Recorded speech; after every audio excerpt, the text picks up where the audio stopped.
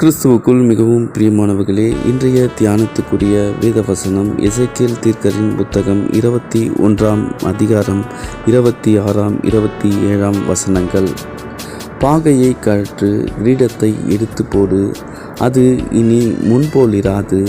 தாழ்ந்தவனை உயர்த்தி உயர்ந்தவனை தாழ்த்துவேன், அதை கவிழ்ப்பேன் கவிழ்ப்பேன் கவிழ்ப்பேன்.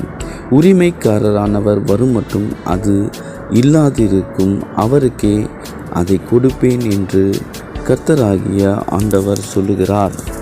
ஆம், எனக்கு அன்பானவர்களே, அதீத அக்கிரமங்கள், அதீத துரோகங்கள், அதீத அவபக்தி காரணமாக தாவீது வம்சத்து ராஜ்யத்தின் கிரீடம் அகற்றப்படும் என்றும், உரிமைக்காரரானவர் வரும் மட்டும் அது இல்லாதிருக்கும் என்றும் தீர்க்கதரிசி எசேக்கியேல் மூலம் கர்த்தரால் இது முன்னரே அறிவிக்கப்பட்டிருந்தது.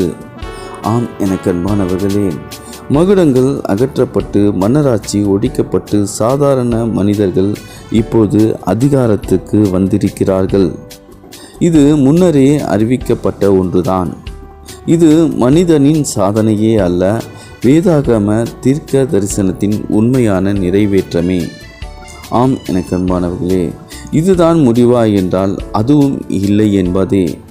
உரிமைக்காரரானவர் வருமளவும் மகுடங்கள் இல்லாதிருக்கும், ஆனால் அவருக்கே அதை கொடுப்பேன் என்று தீர்க்க தரிசனம் உரைக்கப்பட்டிருக்கிறது. ஆம், எனக்கு அன்பானவர்களே, இந்த உலகத்தின் மாபெரும் மகுடங்கள் அனைத்தும் ஒரு நாள் அகற்றப்பட்டு பூமியின் உண்மையான உரிமைக்காரரான இயேசு கிறிஸ்து திரும்ப வரும்போது அவரிடத்தில் கொடுக்கப்படும். அவரே இந்த உலகத்தின் ராஜ்யத்தை முழுமையாக அரசாட்சி செய்வார். இந்த உலகத்தின் எந்த தேர்தலும் எந்த ஜனநாயகமும் அவருடைய ராஜ்யத்துக்கு ஈடாகாது.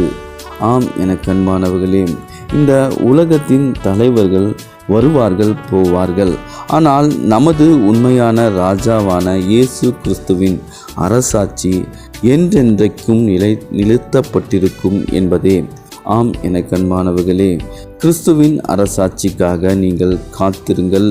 உண்மையான உரிமைக்காரரான இயேசு கிறிஸ்து இதோ சீக்கிரமாய் வருகிறார். Yes, Jesus coming soon. கிறிஸ்து இயேசுவுக்கே மகிமை உண்டாவதாக. ஆமேன், ஆமேன்.